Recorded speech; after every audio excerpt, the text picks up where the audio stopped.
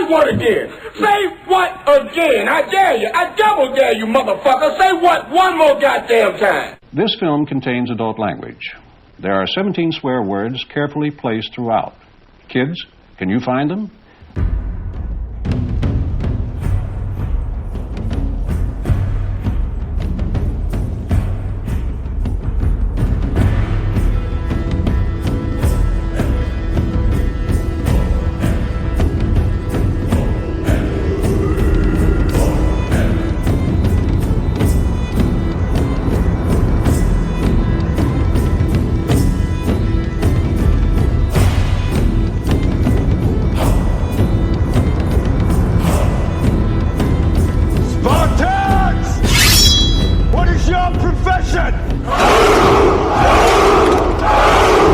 This is Sparta! Fatality.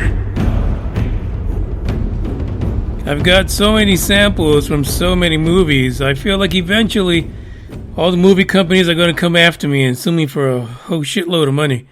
But joke's on them. They're not going to get shit other than a good court case. That's about it. Nothing more than that. This is UFO Buster Radio, episode number, I believe it's 358. 358. And we're going to have some fun. Probably not, because it's Monday. Mondays are horrible. Probably one of the worst days to do a podcast, especially since we already deal with having a case of the Mondays. You know how Mondays are. Even if you have a badass weekend, even if your weekend sucks and it got rained out, Monday has this effect on you, like it just looms on you so heavy. So heavy. And you don't really get into it until right before hump day. And then you're thinking, yes, I'm over the hump. And I don't know. It's not a good day for a podcast. Hump day, maybe. Hump day has a lot of good stuff behind it. You can plan things too, just to celebrate the hump days. I want to say what's up to Green Matt. He is in the live chat right now. And for those of you who don't know, join Spreaker.com. Listen, as a matter of fact, I don't get paid by Spreaker, so I just want to say this. The reason I say join Spreaker.com is because they have this live chat thing, and you can chat with the podcast, or any podcast, not just mine, when it's live. And you can hang out with the peeps. You can talk to them. You can say what's up, kind of like Pucky's in there now. The guys are here. These are the guys that you will find in the old... Oh, hold on. Oh, okay, we got another message here. These guys are all showing up now. What the heck's going on? Dre's in there too. These are all the guys that show up on Discord. They're in there. We chat pretty much all day, on and off. Because we still got work to do. We're blue-collar people. Even though the pandemic's going on, we still got to go out there and get it done. But these are the folks you run into. You get to find out about them, what they do, what their perspective is on the topic. Kind of like you hear mine all the time. But, I'm always there to give my 2 cents. Sometimes I give a little more and then shit. I get my ass in trouble. But I just want to say one thing. Let me just get started by saying this. I want to get this off my chest. There's a lot of people out there in podcast land that they say they've had decades of researching the topic. They're out there all the time getting their asses probed 4, 5, 6, 30 times and never use one damn tube of Preparation H. I understand. I mean, you give everything to what you believe, I guess. And they have this thing like you cannot come into the fold. You can't come into the brood of ufology because they get their butts hurt. No, you're not getting your butt hurt because somebody new came into the topic. You're getting your butt hurt because you didn't medicate right. You didn't adjust for those decades. You didn't account for the 3 or 4 decades that you took it in the rear. But you can continue to hold proud to the fact that you are I don't know, what the fuck you call those, a closet ufologist? Because they sure as hell aren't making any kind of a difference anywhere.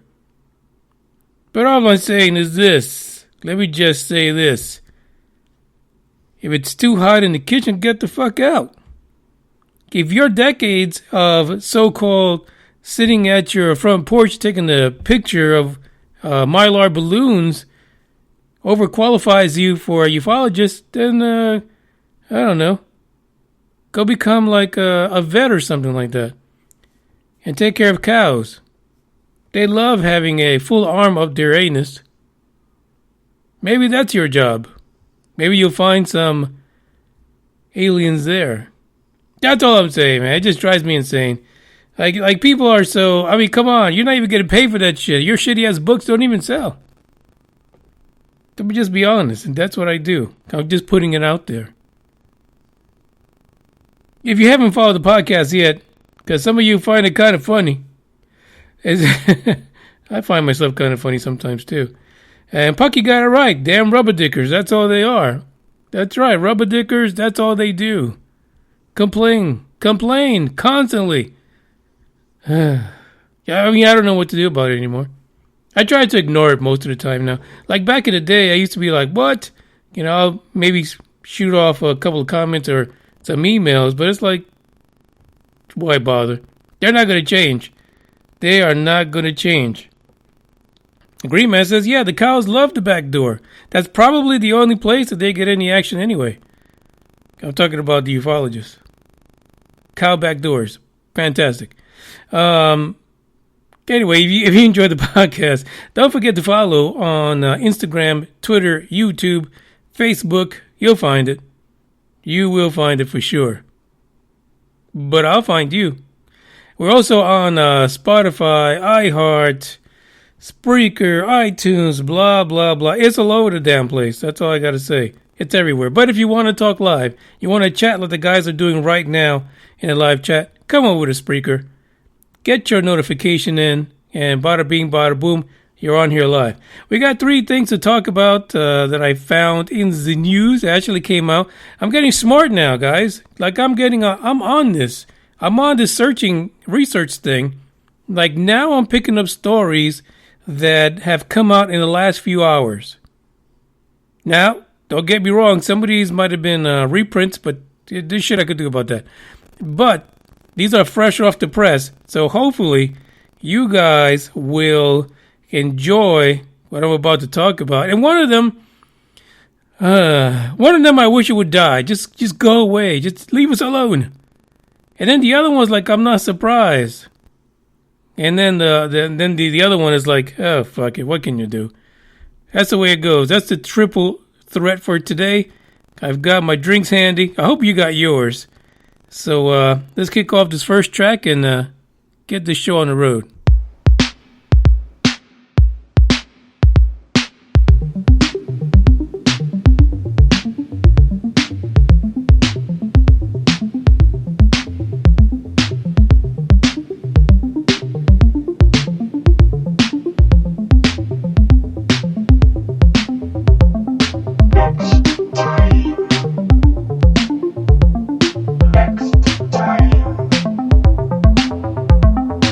Next.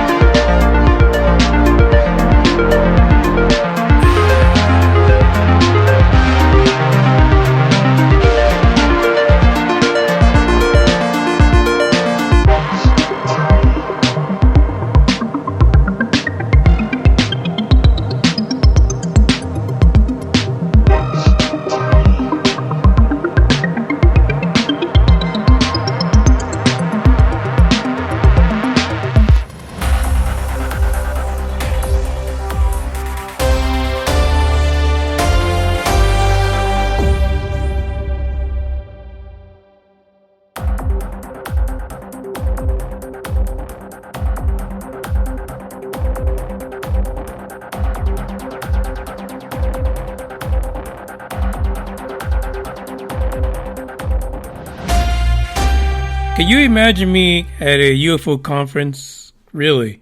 Like I've imagined this for a long time, right? Like you know, we're all blue collar folks. We got jobs. We got fucking jobs. Nobody's rich here. And if you are, you gotta let me know.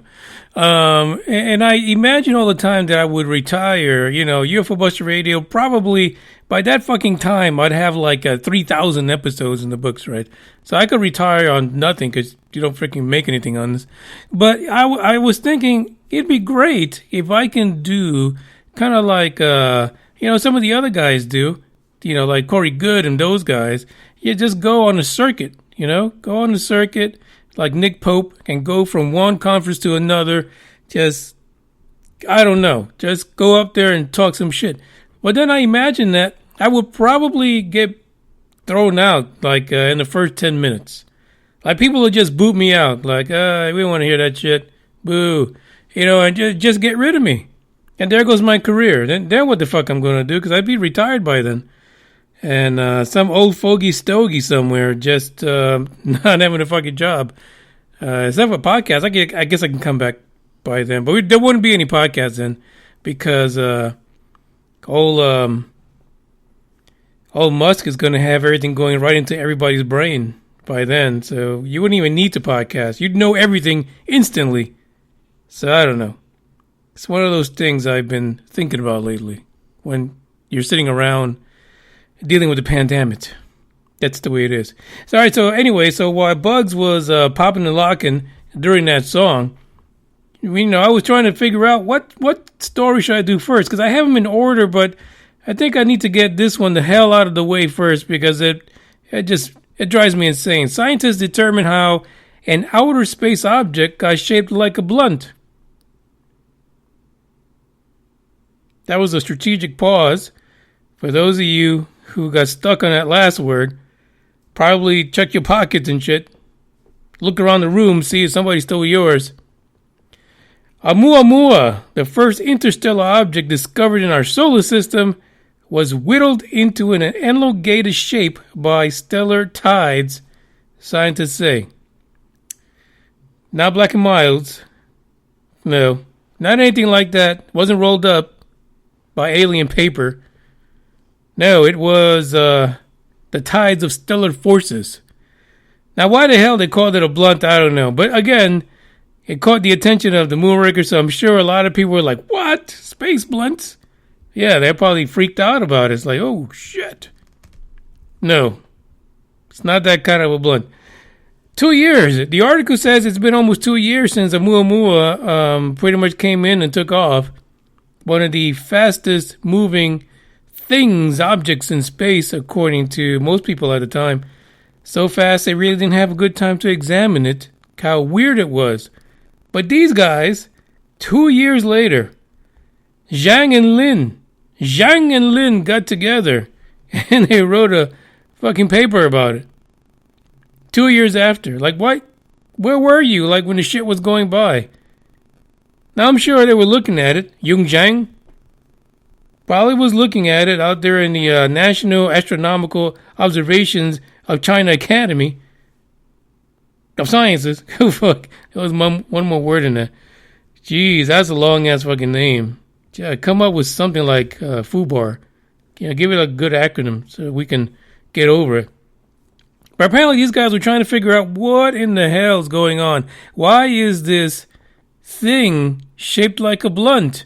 Why they sat around surrounded by wrappers of Cheetos, empty bags of Cheetos and Snickers and stuff like that. They were trying to figure that out, and they did, apparently. I don't know. According to them, a unified formation theory has yet to really link all of the crazy characteristics that were involved with Oumuamua. But they decided to, throw their hat in the game and write a paper about it. And according to them, it is very possible that this flying blunt came from another planet that might have been shredded apart by possibly a local sun or star from that particular galaxy. The question is why? Why do we continue to look at this? And you know what? For you guys who are wondering, wow, what did they write in there? I took it a step further just for you. Like I knew you'd have that question. You're probably right now. You're not even in the office because the pandemic is keeping you from going in. Because normally you would be right now sitting on the shitter, taking a break and listening to the podcast. But now you're at home sitting on the shitter, not really taking a break because you haven't done any work today. But you're wondering, what does that paper look like? I want to see what they threw in there. At the bottom of this particular segment here in the description, I linked for you the paper. The paper is called Tidal Fragmentation as the Origin of 1I2017U1, quotations, Oumuamua. When you go in there, you will actually get your peepers on that paper, scientific paper, regarding why and how they think that Oumuamua was shaped like a blunt. Part of the paper is that they used a numerical simulation that used things like Oumuamua, and that would be like interspace objects. And basically what they did is they simulated what things like comets, general debris, and even planets to get their asses kicked by their stars, how those fragments would be. And they came up with, hey, the majority of them would look like this, like a blunt. Mind you, I'm sure deep down inside they were loving it. They ran home to their parents and their little huts, and they were like, hey, check this out. You told me I shouldn't be touching them things. And there you go. All that work, all that money paid for school, it turned out that the shit they were smoking the whole time was the answer to this rock coming from 4.2 far nowhere. I actually took a look at the paper, and when I saw that, I was like, oh gosh, I can't. I really can't do it. There was straight up technical on this. There is no easy read for anyone in this one. So if you want to check it out, you're bored, you got nothing to do, which many people are. The kids are getting on your damn last nerve. The dog keeps farting and barking at ghosts in your house. Well, guess what? Just go read the paper somewhere. Lock yourself up and check it out. At the end of the day, what they absolutely want people to know is this is just a guess that's driven by a simulation, but that there really isn't a significant or profound answer to why Oumuamua looked like a blunt. Now, we could probably find answers to why they say it looked like a blunt. Maybe that's probably more easier answer to come across than anything else. Actually, the author of this article actually says it's probably more shaped like a joint than a blunt. It's good to see that everyone has good frames of reference when it comes to interstellar objects. It's phenomenal. Phenomenal. Dre wants to know exactly how many meters per second was Oumuamua traveling. Come on. You got to get with the program. Check out the link for that article. It's not a long read unless you attach that damn paper from hell into it. Then you're fucked. Then your mind's going to be blown, and you'll probably need someone to give you some meds after that, because it's a wonder they even got through that paper.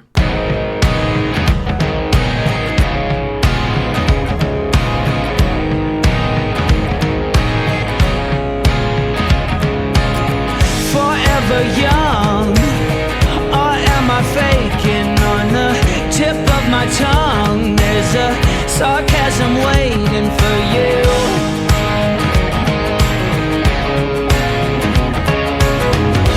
I'm willing to trade my soul for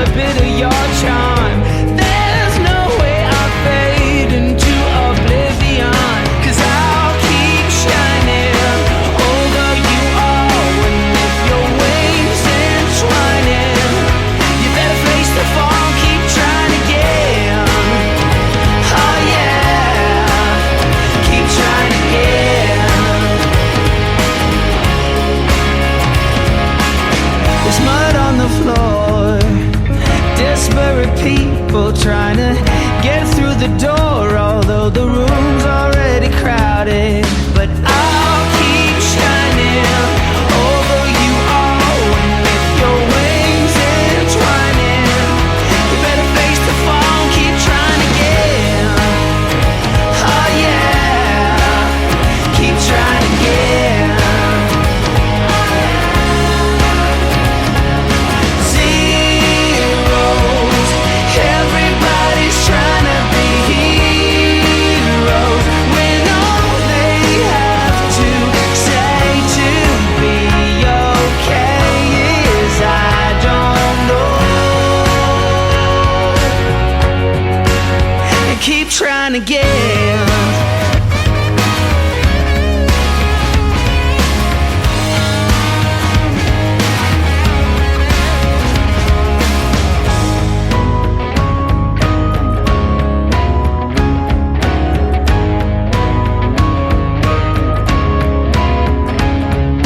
I'll keep shining over you all with your wings entwining.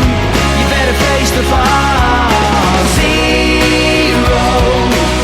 Everybody's trying to be heroes when all they have to say to be okay is I don't know. Are you okay? I'm not that sure.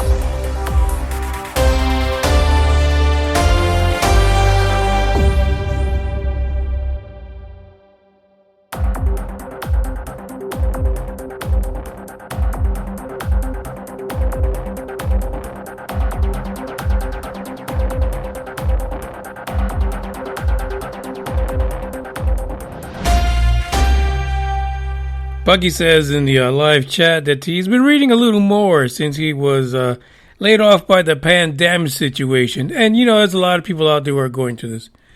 I feel your pain, Bucky. It's crazy ass shit right now. I myself have been examining the fractal patterns on toilet tissue. I feel that the pandemic has brought this to my attention. Like, I treat every single bit of paper, every time I pull it, I feel it's so, I don't know, it's worth so much more than what it used to be. And there's so many intricate patterns on it. You know, the things that we ignore, the things that we take for granted every day, like toilet tissue. Come on. Want to say hello to the Blue Chicken? Oh, hail the Blue Chicken. He has arrived. Welcome to the show. The next article comes out of Nevada. This guy is a wild man. This guy, wow.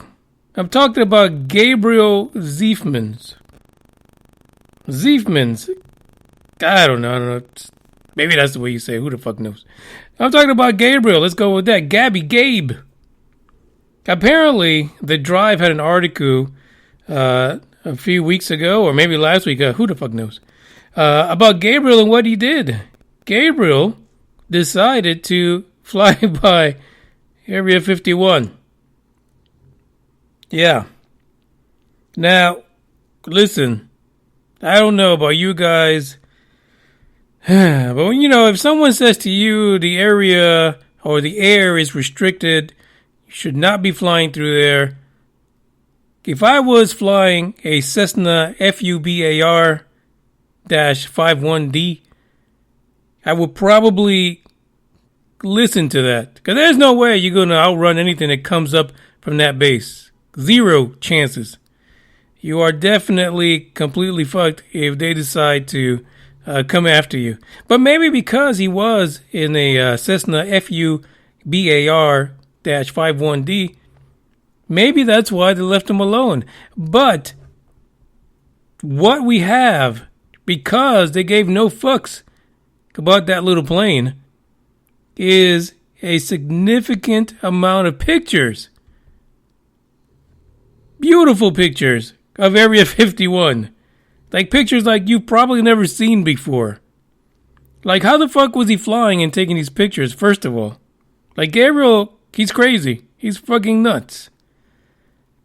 So apparently he decided to fly over there, and according to the article, there are a lot of times that small planes, like Gabriel's, are allowed to fly through that no-fly zone if there's no, war games going on. There isn't any test flights or nothing. They'll let them fly through. Oh, go ahead, little guy. Go ahead, go through. They'll just let him go. He actually flew over the Nevada Test and Training Range, or NTTR. The pictures are phenomenal. You guys have got to, if you have this thing, like Bob Lazar, for Area 51, you've got to check out the article. Don't read the shit. I mean, you don't need to read. Pucky might read it, because that's what he does now. Pucky might look at it and read whatever the fuck is in there. But for everyone else who gives no fucks about reading, because you don't need to learn shit anymore. You don't. The world has come to an end. No need to learn. But you can look at nice pictures.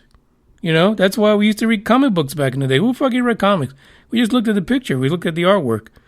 But the pictures are phenomenal. They're so clear. High-res pictures. What the fuck were they thinking down in Nevada? Area 51, what the hell is wrong with you? That is so dumb. So dumb. It boggles my mind. It does.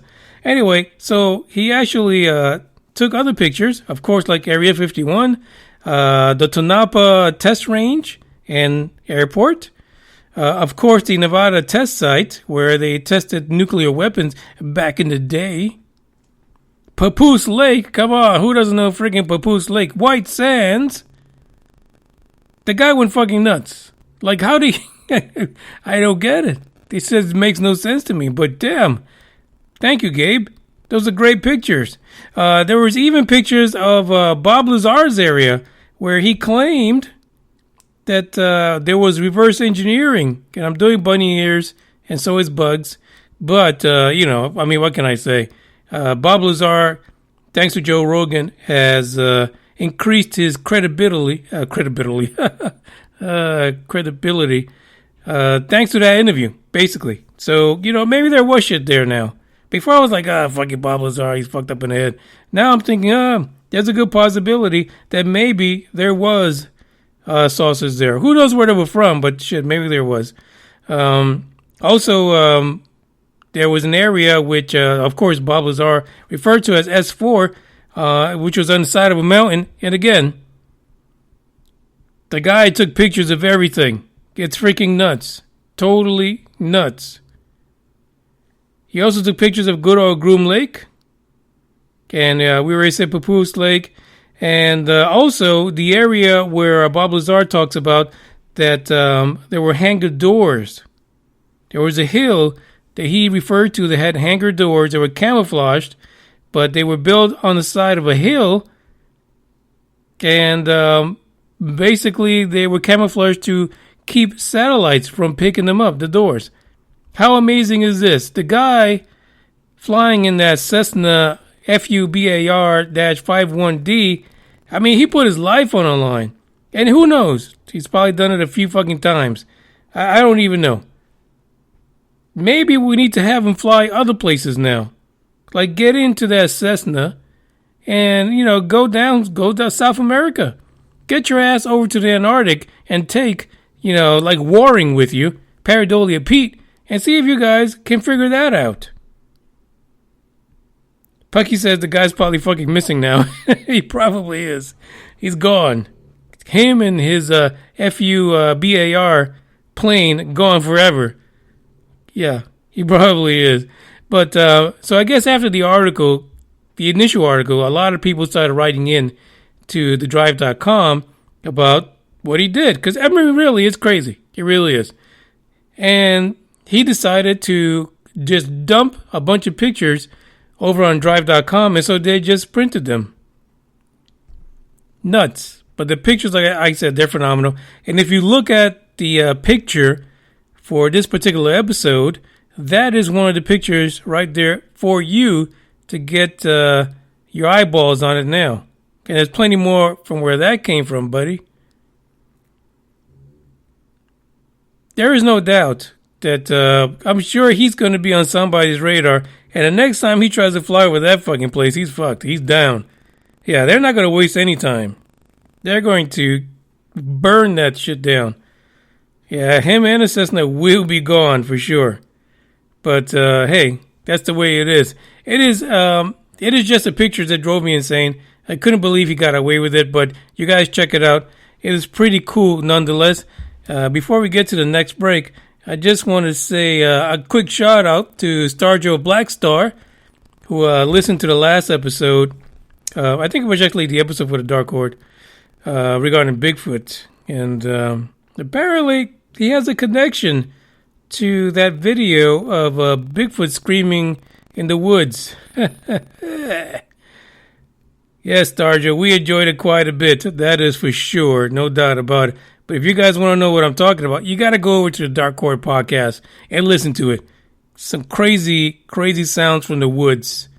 And it's bananas.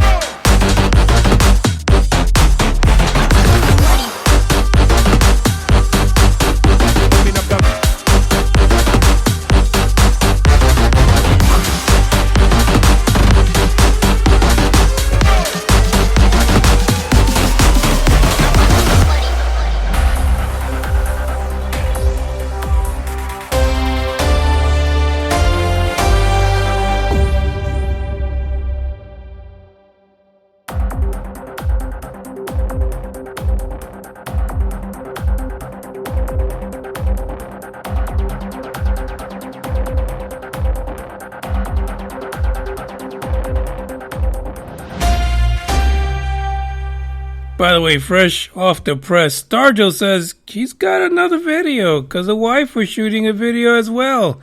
And that didn't get published. I would tell you, oh man, if it's anything like what we heard, that was bananas. And no, I would not be sticking around with shit that sounds like that. Not at all. Not one moment. Here's the last article for today because Mondays fucking suck and you guys know it.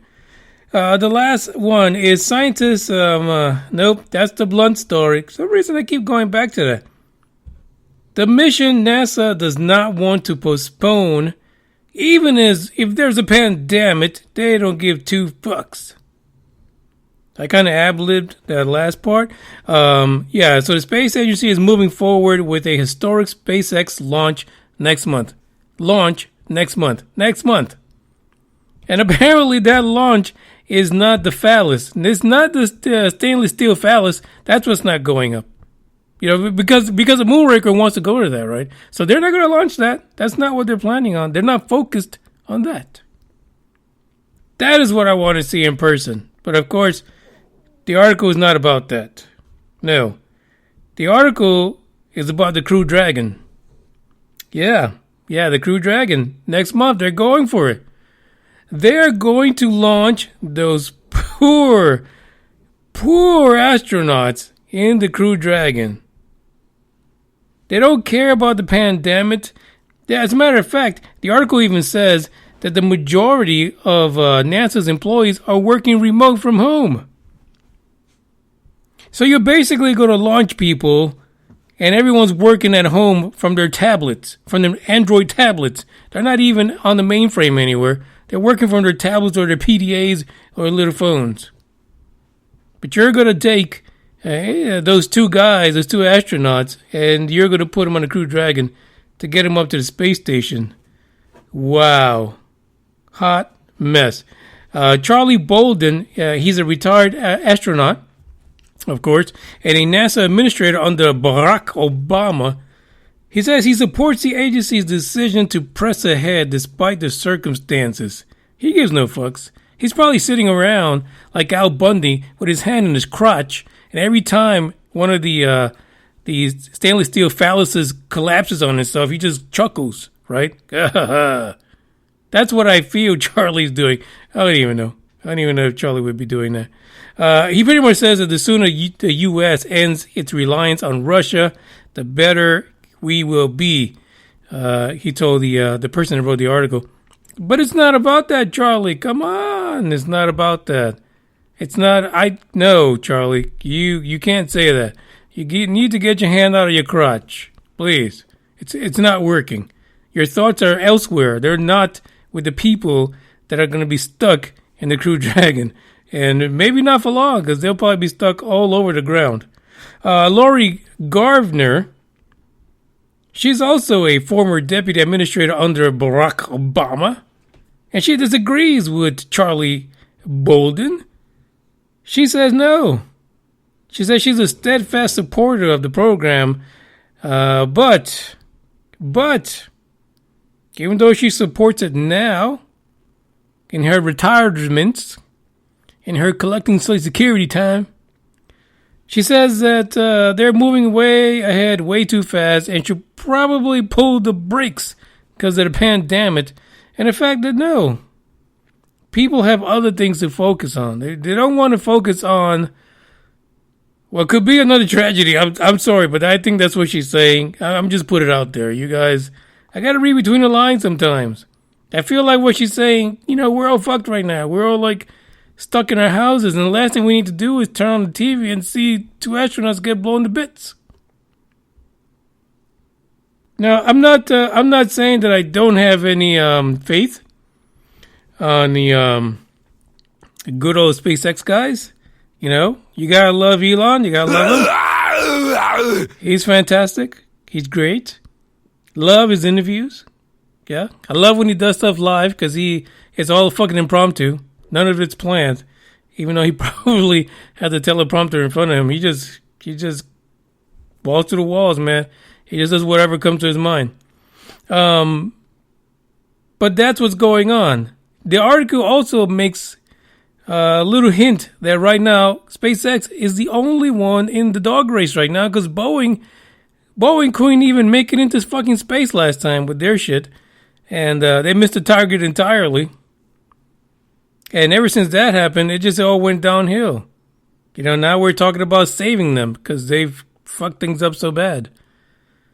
And it's really weird because just last year, Elon and the gang were trying to sue the government, saying that they unfairly selected Boeing for all the space shit, all the space missions, when they were offering things much cheaper. Okay, now look what happened. Industrial sabotage? I don't know. Don't know what it is.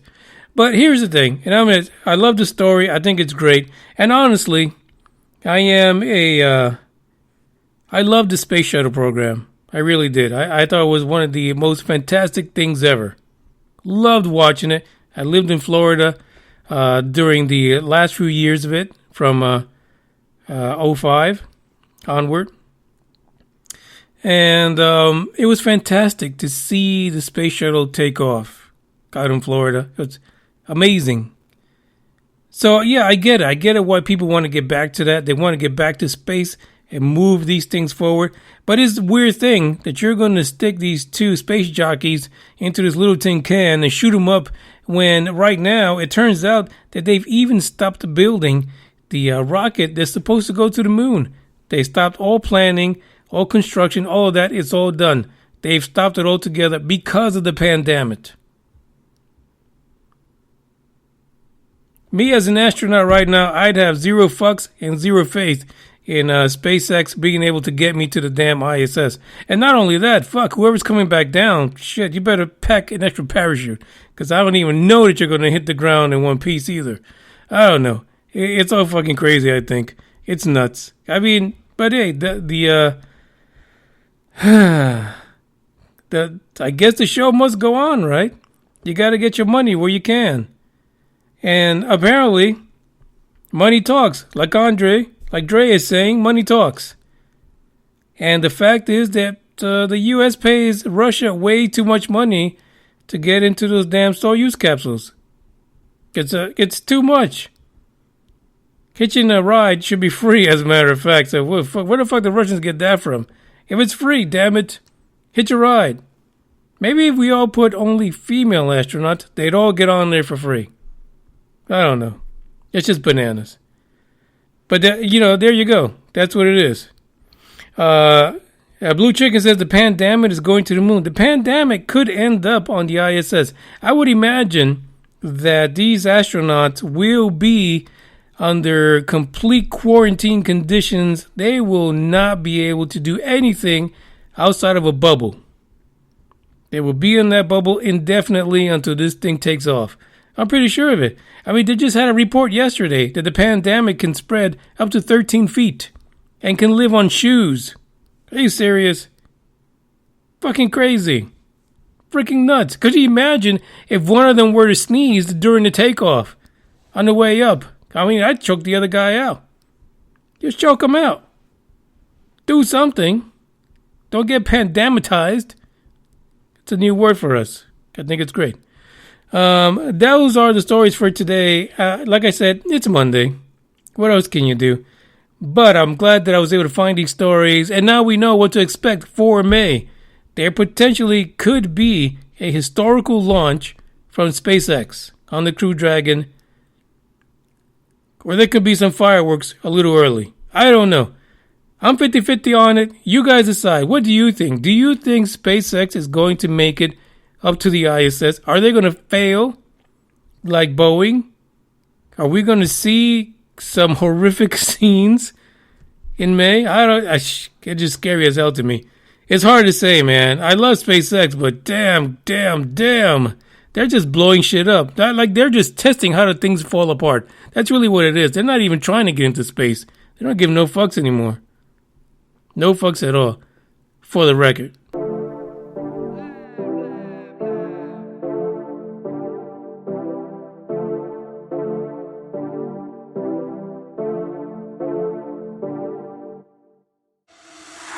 For the record, I'm done trying to make y'all comfortable. For the record, you ain't trying to grow, then it's done for you. For the record, lab on me going all the way. For the record, ain't trying to link, no time to waste. For the record, for the record, yeah. For the record, yeah. For the record, yeah. For the record, for the record, yeah. For the record. Been a little too nice to y'all. Now I gotta up price for y'all. Snake eyes on dice for y'all. Shoulders on ice for y'all. Frozen. H6 all the hate. I won't get involved today. Got lost in the ballin' age. I'm flipping the bars. I'm flipping the. On record, off record. I still count wins when they doubt it. On record, off record. I let them take advantage. I was wildin'. On record, off record deals. Tell them talk to Colin for the quote. On record, off record. I still want the act, not the ghost. Running through it with the young influence. Adolescent presence. I'm succumbing to it. I've been giving yeses when I shouldn't do it. I complete ejected, but the moves elusive. And I'm barely moving, but I'm still gon' boost them. I can't work on winnings when I know you're losing. So I went to winnings and they throw the deuces. Guess I had to pivot, shooting the bazookas for the facts. I need racks, paper, cash, fuck a tax. That's a joke. Tell them laugh. Uncle Sam, fuck out the bag. Brody plot, but get a whack. Contract, give me the max. I got lab on my back. You ain't that, then it's raps. Whoa. For the record, I'm done trying to make y'all comfortable. For the record, you ain't trying to grow, then it's done for you. For the record, lab on me going all the way. For the record, ain't trying to link, no time to waste. For the record, for the record, yeah. For the record.